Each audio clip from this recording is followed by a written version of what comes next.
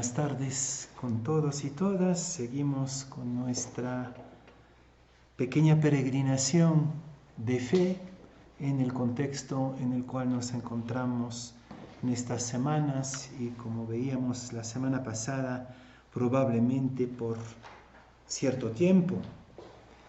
Entonces, siguiendo con la reflexión de la semana pasada, también en eco con lo que el hermano Bernardo nos compartía también el lunes anterior, les propongo como título de esta meditación, de esta reflexión, esta expresión: estamos entre suspenso y vacío. Experiencia del suspenso y del vacío, que son dos experiencias muy fundadora, muy fundante de la experiencia bíblica del pueblo de Israel y también de la experiencia de los místicos. Entonces quisiera como hacer dialogar el momento actual con esta doble experiencia, el suspenso y el vacío. Los que me conocen, por lo menos que me conocían de joven, de niño, saben que soy desde siempre un aficionado de la ópera. Adoro la ópera. Pero les voy a revelar un secreto, a confesar un secreto. Es que cuando yo iba a la ópera para escuchar una obra que me gustaba, el momento más excitante de la obra no era tanto las grandes áreas de los cantantes, ¿no? Sino el momento en que la luz, ¿no? el gran luminario de la sala dorada se apagaba progresivamente, se iba apagando. La orquesta había terminado de afinar los instrumentos, estaba en silencio total y solo se veía la luz sobre el atril del maestro que todavía no había llegado. Ese momento es extraordinario, ¿no? Incluso todo el público se está callando, ¿no? Esperando al maestro. El maestro entra, se aplaude y de nuevo un silencio. Y este silencio cuando el maestro levanta la batuta, ¿no? Levanta, es un segundo nomás, ¿no? Esto es el suspenso, es el momento más bello, más extraordinario de toda la ópera. Ese es el momento, cuando el maestro levanta la batuta y tú te esperas algo, ya conoces la obra, ¿no? Pero no sabes cómo va a empezar, qué ritmo le va a dar el suspenso. El momento de silencio de la batuta levantada. Todo es posible en ese momento. Y yo creo que esta batuta levantada, este suspenso, tiene que ver mucho con el momento que estamos atravesando y viviendo. En este momento estamos así, ¿no? Con la batuta de Dios, ahí levantada. El problema es que no conocemos ni la partitura ni la obra, el público no la conoce y sospecho que ni el maestro ni los músicos saben cuál es la obra que van a ejecutar. Estamos ahí en suspenso.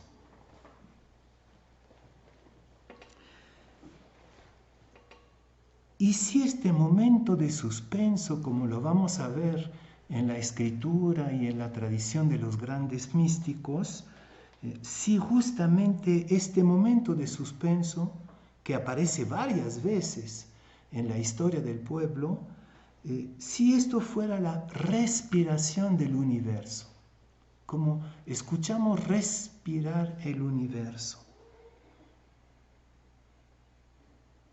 Toda la Biblia está como construida sobre pilares, ¿no? Sobre grandes columnas, que cada una de ellas son suspenso, son momentos de suspenso, momentos de respiración. Saben que en una partitura, Micaela sabe eso, el compadre también sabe, ¿no? Que los silencios, las respiraciones en una partitura son absolutamente fundamentales. Sin suspiro, sin respiro, sin silencio, no habría música. Es parte de la música. Entonces, de la gran música de la historia de la humanidad con Dios, de la escritura, estos silencios, estos momentos de suspenso, de batuta levantada, son esenciales, son parte de la obra de Dios, ¿no? Y entonces vamos a ver cómo en la Biblia hay varias columnas como de suspenso, de respiro de Dios, ¿no? Se escucha a Dios respirar. También todas las grandes escuelas místicas, las grandes figuras místicas han conocido estos momentos, ¿no? Conocen la expresión un poco extraordinaria de Maestro Eckhart, este gran místico dominico, que es uno de los iniciadores de la corriente que llamamos negativa, que dice que no se puede decir absolutamente nada de Dios, la corriente apofática, ¿ya? Que decía hay que hacer todo como si Dios no existiera para poderlo escuchar, respirar detrás de la puerta. Entonces, escuchar la respiración de Dios supone suspender la palabra, suspender los discursos. Encontramos la misma intuición en San Juan de la Cruz, cuando en su imagen de la subida del Monte Carmelo habla de las noches, que son también silencios, ¿no? Y para llegar finalmente a la cumbre del cerro místico, que es la nada de Dios, ¿no? A mí también me gusta mucho una imagen parecida de Christian de Chergé, que es el prior del famoso monasterio trapense de Argelia, de Tibirín, ¿no? Esa comunidad que ha sido eliminada, ¿no? Él decía, la vida espiritual es como una montaña. Cada uno aborda la montaña desde su propio lugar, ¿no? Los católicos, los musulmanes, los budistas, ¿no? Cada uno aborda la montaña. En un primer momento el camino está muy bien trazado. Son las religiones, ¿no? Los sistemas religiosos. Pero a medida que tú vas subiendo, es un poco como aquí cuando se va a Lauqui, ¿no? A la montaña de Chucuito, a medida que vas subiendo, los caminos se pierden un poco en la montaña. Pero a medida que se pierden, también se van juntando. Y cuando tú llegas a la cumbre, ya no hay camino. Entonces, esta intuición, que ya la comenté varias veces, es una intuición muy importante de la fe. También la encontramos en la China, en el Tao. Creo que tiene que ver también con la idea del nirvana en el hinduismo, el budismo. También Maestro Eckhart va a hablar de indiferencia, no de indiferencia moral, ¿no? Sino de indiferencia. Lo importante es no tener ningún tipo de palabra. También San Ignacio de Loyola va a retomar esta idea. Entonces, para decir que esta experiencia del suspenso, de la no palabra, de la espera, de la respiración, es algo universal. También lo encontramos en los místicos sufís del Islam. Bien. Voy a visitar entonces en un primer momento algunos de estos suspensos bíblicos. yo diría que el suspenso bíblico es un poco el momento del pensamiento de Dios. Es como si Dios se detuviera para pensar. Entonces, en esta batuta levantada, en este suspenso, escuchamos a Dios pensando, Dios que va pensando. El primer momento de suspenso, y quizás uno de los más sublimes, de los más emocionantes, es el suspenso antes de la creación, en el Génesis, ¿no? Cuando, bueno, Dios, el Génesis nos dice que la primera criatura es el caos, por si acaso, ¿no? El tohu bohu. Cuando Dios creó el mundo, todo era caos. Y nunca hay que olvidar que el caos permanece, ¿eh? Nunca Dios ha suprimido el caos, estamos en pleno caos ahora. O sea, el caos es la primera creación, la primera criatura, y está constantemente presente en la historia del mundo. Pero sobre este caos, sobre este tohu bohu, el Génesis nos dice que el espíritu, la rúa, el espíritu de Dios estaba ahí, encima del caos, ¿no?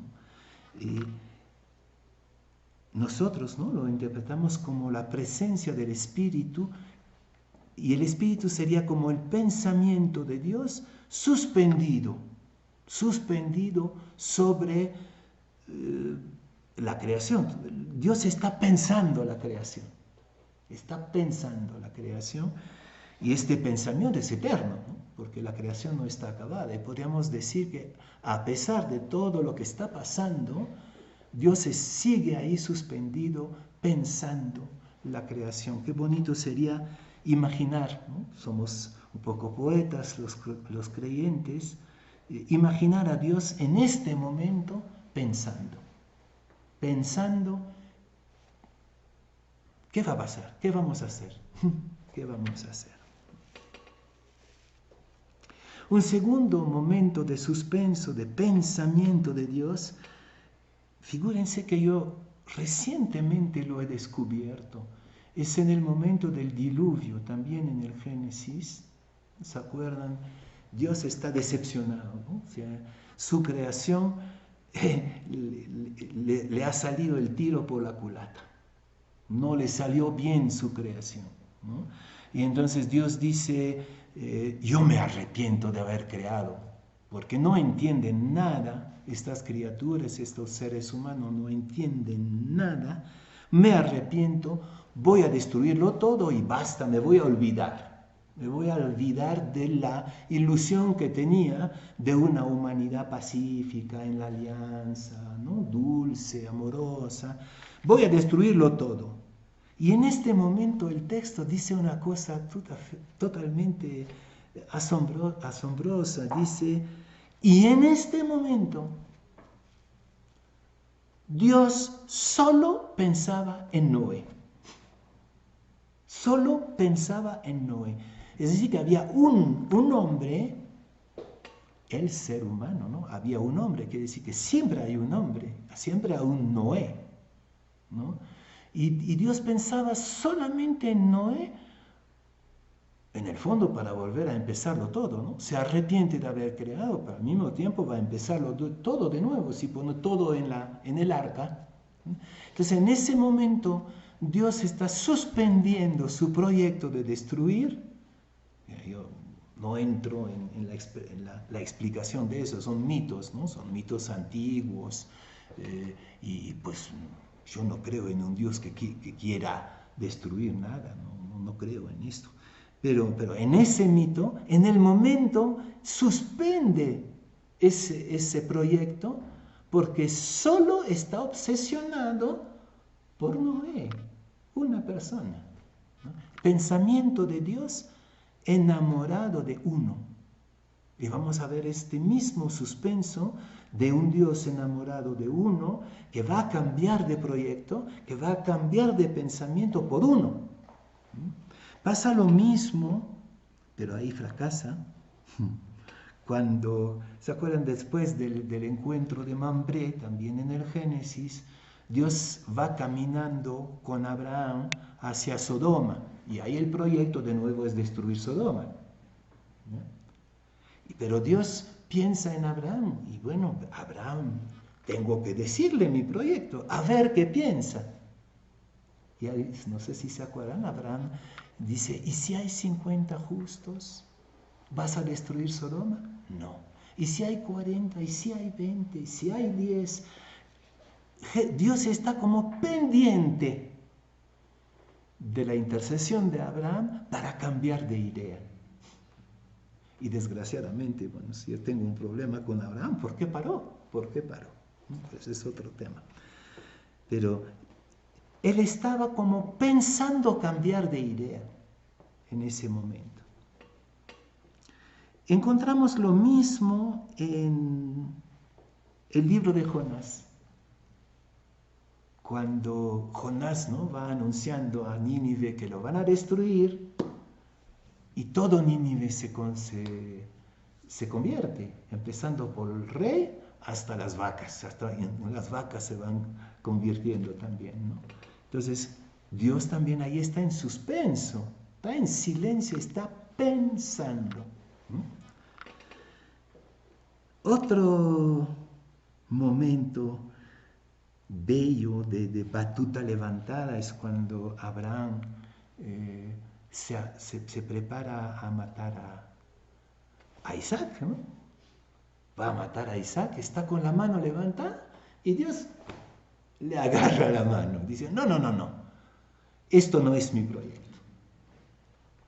Pensamiento de Dios diferente del pensamiento que tiene Abraham sobre Dios. Esto no es mi pensamiento.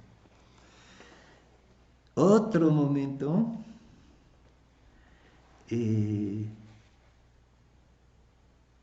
es la amada del Cantar de los Cantares. Esta amada que corre detrás del amado, y cuando el amado está, no le abre, suspende. Saben que el tema del amado, de la amada, es el pueblo o sea, así lo interpretan por lo menos la tradición espiritual de Israel, es una interpretación, es el pueblo de Israel y Dios, ¿no? Hay como un suspenso entre el pueblo y su Dios en la alianza. Y pasando al Nuevo Testamento, acabamos de vivir la Semana Santa hace poco, de la misma manera que el momento más excitante de la ópera es el momento en que se espera el maestro de orquesta.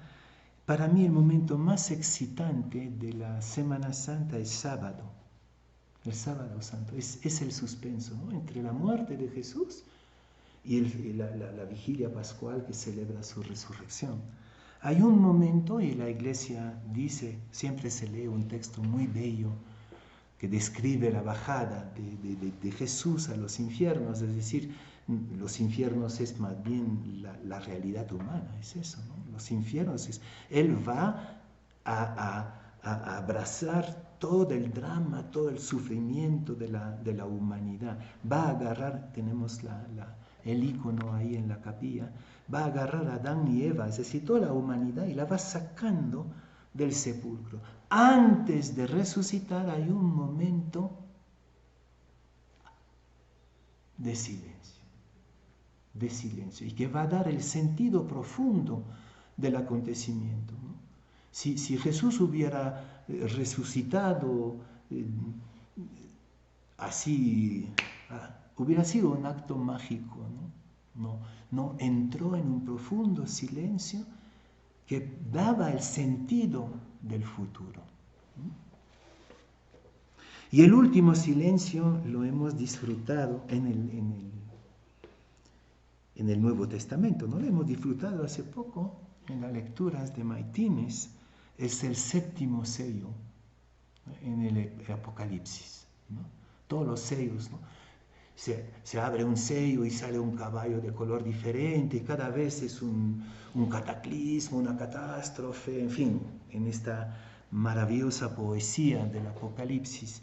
Pero el último sello, o sea, la revelación definitiva del combate, dice el Apocalipsis que se detiene una media hora antes de abrir el sello.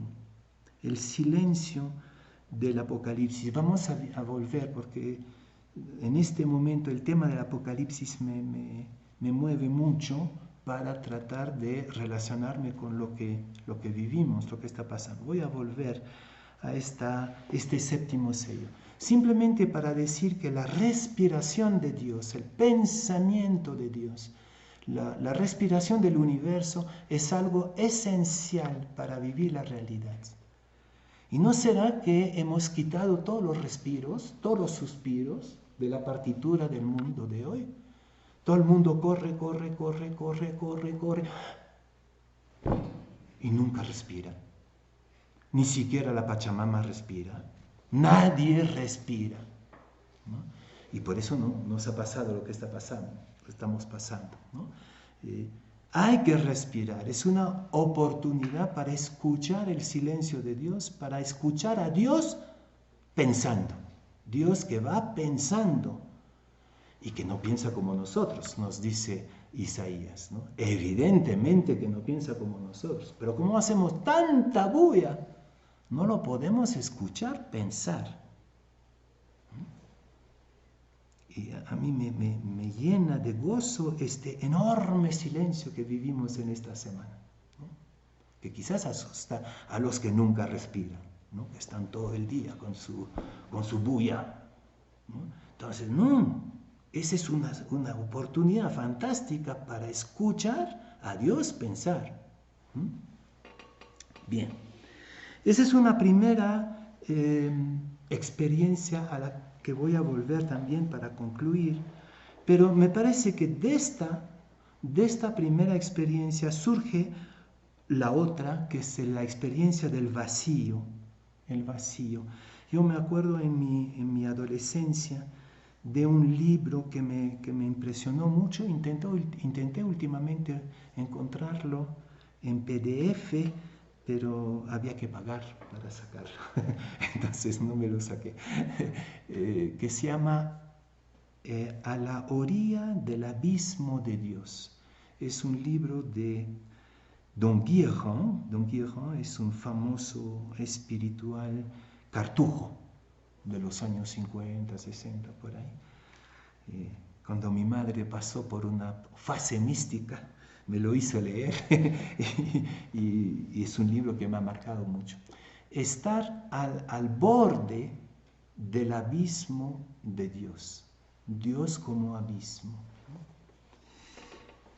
Entonces quisiera ver esta experiencia también del vacío, del abismo de Dios en la experiencia espiritual del pueblo de Israel, pero también de los cristianos, y yo creo de nuevo de todas las grandes místicas, ¿no? Las grandes experiencias místicas de la humanidad. Vuelvo a empezar con la Biblia. El primer hueco, el primer vacío es el paso del Mar Rojo, ¿no? La Pascua y el paso del Jordán. Sinceramente, entre nosotros pienso que el Mar Rojo nunca se secó. Es una imagen de un caminar espiritual. Si tú quieres pasar de una imagen de Dios a otra imagen de Dios, tienes que vaciar el Mar Rojo. Tienes que atravesar. Hacer vacío, vaciarte de todas tus ideas sobre Dios. La Pascua es eso, es pasar de un Dios al otro, del Dios de mi imaginación, de mis construcciones, de mis necesidades, al Dios verdadero de la alianza. Cuando Jesús tuvo que pasar a su pasión, la Pascua de Jesús, pasó el Cedrón, ¿no? Cedrón es pequeño riachuelo. También cuando Jacob emprendió ese combate espiritual, tuvo que pasar el Yabok.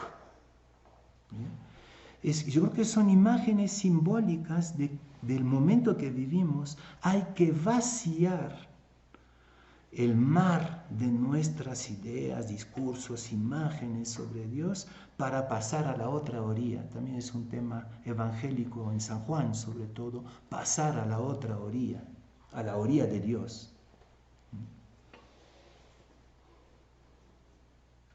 Para el cristiano, y lo vemos en estos tiempos, este tiempo pascual, el verdadero mar rojo es el costado de Cristo. Cuando San Juan nos cuenta cómo el centurión con su lanzada atraviesa el corazón de Cristo, el costado de Cristo, y sale de ahí solamente una gota de agua y una gota de sangre. Todavía esta mañana lo hemos meditado, este maravilloso ícono de Pascua. Para nosotros el Mar Rojo o el Jordán, es el corazón de Jesús, ¿no? Es el costado traspasado de Jesús, totalmente vaciado de sí mismo, totalmente vaciado de sí mismo, no queda nada. Es el vacío de su cuerpo muerto en la cruz que inaugura el mundo nuevo. La tradición dice que esta agua y esta sangre son los sacramentos, ¿no? Es el bautismo, la Eucaristía. La Iglesia nació de la nada, nació del vacío absoluto de Dios en Cristo. Y a propósito de la resurrección de Jesús, nadie ha visto a Jesús resucitar. Dicen que lo han visto resucitado, aunque no lo reconocían. Resucitado.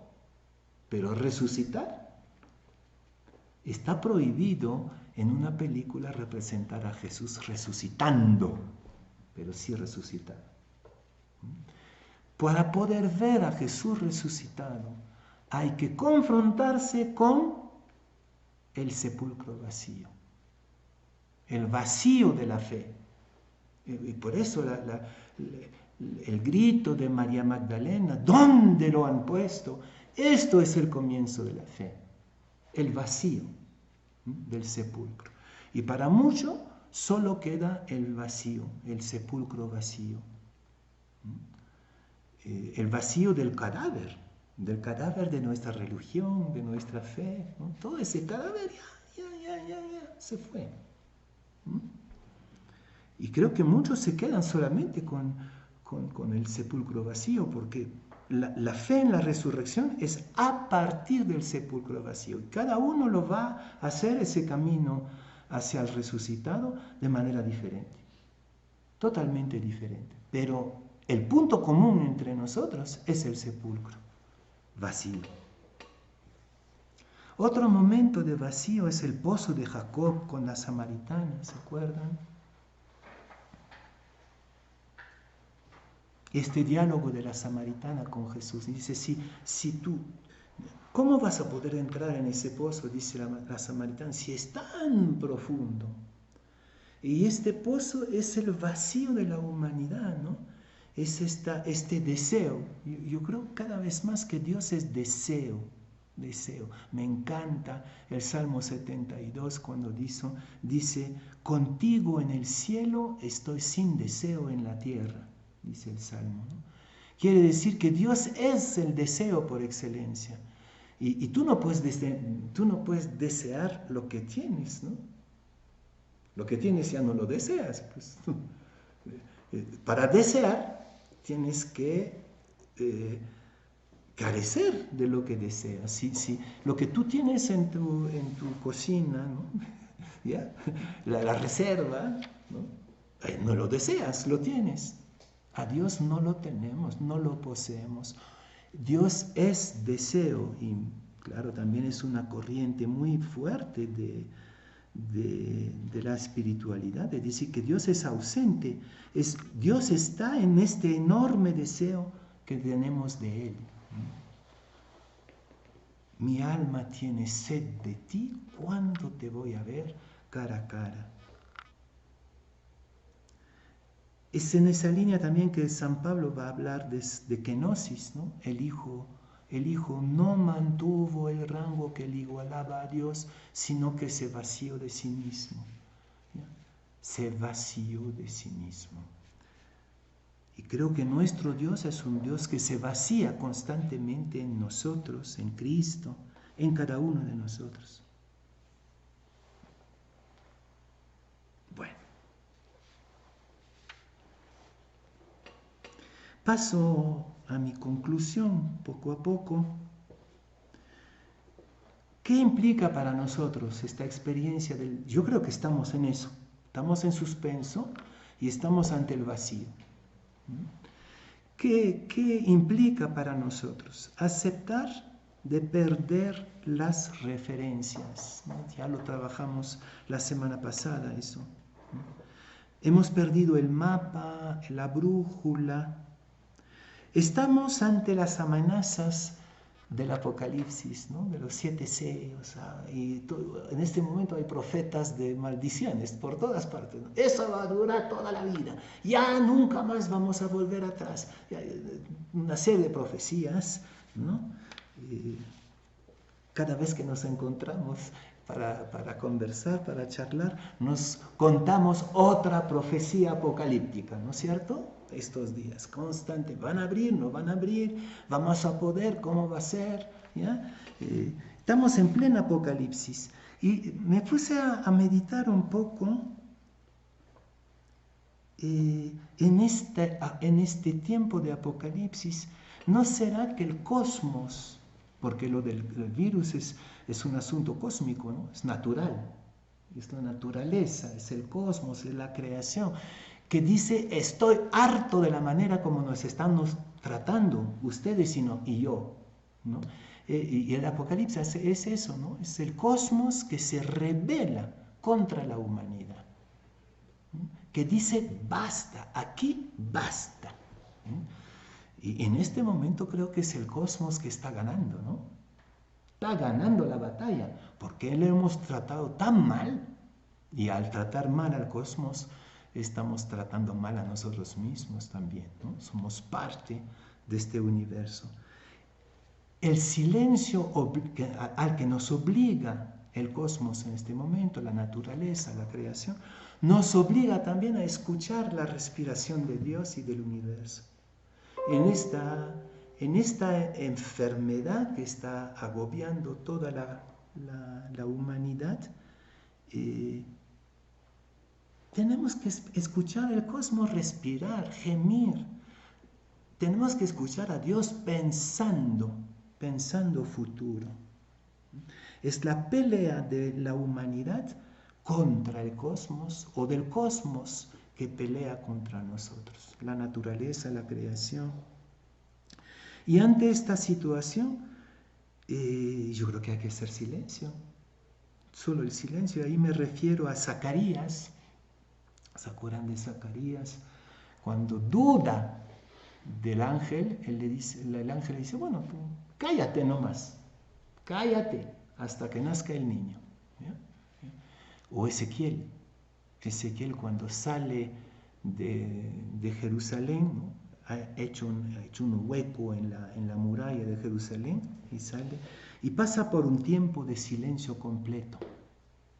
O Pablo en el texto de hoy, Pablo que sabe todo, está peleando por defender sus ideas, su religión, ¿ya? ¡Pah! Se le corta la vista. 3 días sin ver. ¿No será que es tiempo para volvernos mudos, como Zacarías y Ezequiel? Es decir, abandonar todo discurso. Dante, en la Divina Comedia, ¿no? Cuando llega al infierno, hay un letrero, aquí abandonen todo, toda palabra, todo discurso, ¿no? Estamos en eso, todo discurso. Abandonemos nuestra manera de ver para escuchar a Dios, respirar al universo, pensar con Dios. También en la Biblia esto tiene que ver con la Shekinah. La Shekinah es una expresión de una tradición espiritual de la Biblia que quiere hablar de la presencia. ¿Se acuerdan de la transfiguración en el Evangelio? Cuando los tres amigos de Jesús y Elías y Moisés están bajo la nube, ¿no? La Shekinah. Y yo creo que estamos ahí, bajo la Shekinah de Dios. Callémonos, cerremos los ojos para no ver como siempre hemos visto, para abrir los ojos y ver otra cosa, de otra manera.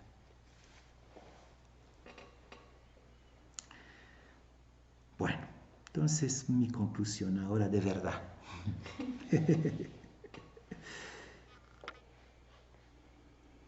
Lo que me parece es que Dios es siempre, eternamente, pura novedad. Se dice que Dios es el otro, ¿no? O sea que Dios es siempre, siempre nuevo, siempre diferente de lo que tú pensabas, o de lo que aprendiste, o de lo que imaginas. Dios es el inédito. Y de repente estamos ante esa situación. Dios el inédito.